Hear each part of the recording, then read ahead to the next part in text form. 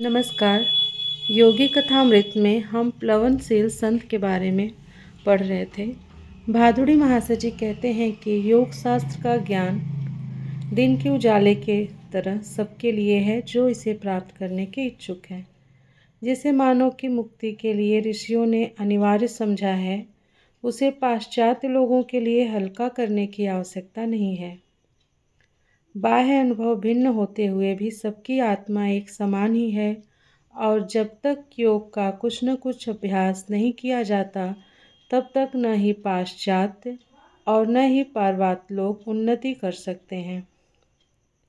उन्होंने अपनी शांत दृष्टि मुझ पर स्थिर की। मेरी समझ में तब यह नहीं आया कि उनके वक्तव्य में भविष्यवाणी युक्त मार्गदर्शन छिपा हुआ था। वह तो केवल अब, जब मैं ये शब्द लिख रहा हूँ, उनके द्वारा प्राय दिए गए संकेतों का पूर्ण अर्थ मेरी समझ में आ रहा है कि मैं किसी दिन भारत की शिक्षाओं को अमेरिका ले जाऊंगा। महर्षि, मैं चाहता हूँ कि आप जगत के कल्याण के लिए योग शास्त्र पर एक पुस्तक लिखें। मैं शिष्यों को तैयार कर रहा हूँ। वे स्वयं और उनके शिष्यों की श्रृंखला जीवंत पुस्तकों का काम करेंगे, जो समय के स्वाभाविक क्षय और टीकाकारों की अस्वाभाविक टीकाओं से अछूते रहेंगे। संध्या काल को उनके शिष्यों के आने तक मैं अकेला ही उनके साथ रहा। शिष्यों के आने के बाद भादुड़ी महाशय ने अपना अद्वितीय प्रवचन शुरू किया। शांत बाढ़ की तरह अपने श्रोताओं के मन के कूड़े करकट को बहा ले जाकर वे उन्हें ईश्वर की ओर ले चले। विशुद्ध बंगाली में वे हृदय स्पर्शी दृष्टांत देते जा रहे थे। उस दिन भादुड़ी महाशय संत संगति को पाने के लिए अपने राजसी जीवन का त्याग करने वाली मध्ययुगीन राजपूत रानी मीराबाई के जीवन से संबंधित कुछ दार्शनिक तत्वों को समझा रहे थे। एक बार एक महान सन्यासी सनातन गोस्वामी ने मीराबाई से मिलने से इनकार कर दिया कि वे स्त्री थी। उत्तर में मीराबाई ने जो कुछ कहा, उसे सुनकर गोस्वामी विनम्र बनकर उनके चरणों में नत हो गए।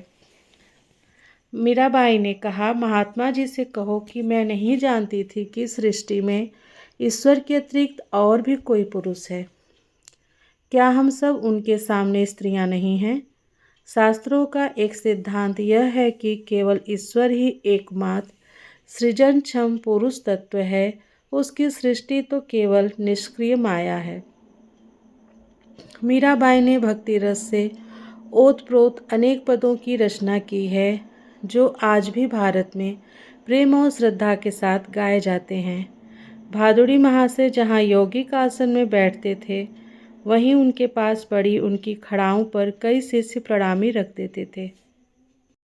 भारत में प्रचलित इस श्रद्धापूर्ण चढ़ावे का अर्थ है कि शिष्य अपनी भौतिक संपदा गुरु के चरणों में अर्पित कर रहा है। कृतज्ञ मित्रों के रूप में प्रभु ही अपने भक्तों की देखभाल करते रहते हैं। गुरुदेव, आप महान हैं। उस पितामह तुल्य ऋषि से विदा लेते समय उनकी ओर भक्तिपूर्ण दृष्टि से देखते हुए एक शिष्य ने कहा, आपने ईश्वर को पाने के लिए और हमें ज्ञान देने के लिए अपनी संपत्ति, आराम आदि सब कुछ त्याग दिया। यह सर्वविदित था कि भादुड़ी महाशय ने बचपन में ही विशाल पैतृक संपत्ति को त्याग दिया था, जब उन्होंने अनन्य भाव से योग मार्ग में पदार्पण किया। तुम ठीक उल्टी बात बोल रहे हो। भादुड़ी महाशय के मुखारविंद पर भर्त्सना के अत्यंत सौम्य भाव प्रकट हुए। मैंने तो अंतहीन आनंद का विराट साम्राज्य प्राप्त करने के लिए कुछ थोड़े से रुपए और कुछ तुच्छ सुख विलासों को छोड़ दिया। फिर मैंने कोई त्याग कहाँ किया? और उस निधि को बांटने में जो आनंद मिल सकता है, उसका मुझे ज्ञान है। इसे क्या त्याग कहा जा सकता है? अल्प दृष्टि वाले सांसारिक जन ही वास्तव में सच्चे त्यागी हैं। वे अद्वितीय दिव्य संपत्ति को संसार के मुट्ठी भर तुच्छ खिलौने के लिए त्याग देते हैं। त्याग की इस लोक विरुद्ध व्याख्या को सुनकर मेरी हंसी छूट गई, जिसमें किसी भी भिक्षुक संत को तो कुबेर का मुकुट पहनाया जाता है और धन गर्भित करोड़पतियों को अनभिज्ञ शहीद बना दिया जाता है। विधि का विधान हमारे भविष्य की योजना किसी भी बीमा कंपनी से अधिक अच्छी तरह बनाता है। उनके ये निष्कर्षात्मक शब्द उनकी अपनी श्रद्धा का अनुभव सिद्ध धर्म था। आज संसार बाह्य सुरक्षा में ही विश्वास करने वाले बेचैन लोगों से भरा हुआ है। उनके कटु वचन उनके ललाटों पर अंकित घाव चिन्हों के समान हैं। जिसने हमारे प्रथम श्वास के साथ ही हमारे लिए हवा और दूध की व्यवस्था कर दी, वह भगवान अपने भक्तों की दिन प्रतिदिन की व्यवस्था करना भी जानता है।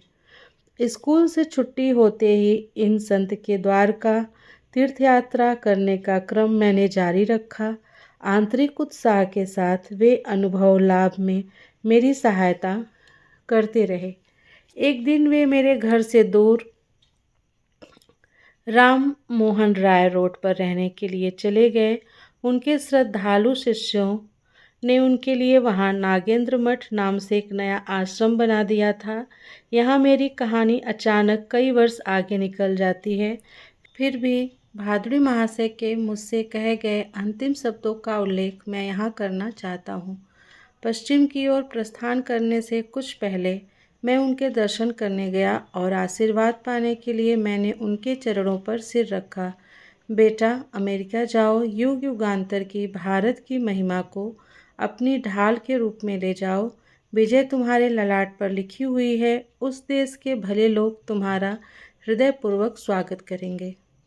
यहाँ पर हमारा योगी कथामृत का 7वां प्रकरण पूरा होता है और मिलती हूँ अब मैं आप लोगों से नेक्स्ट वीडियो में 8वें प्रकरण के साथ।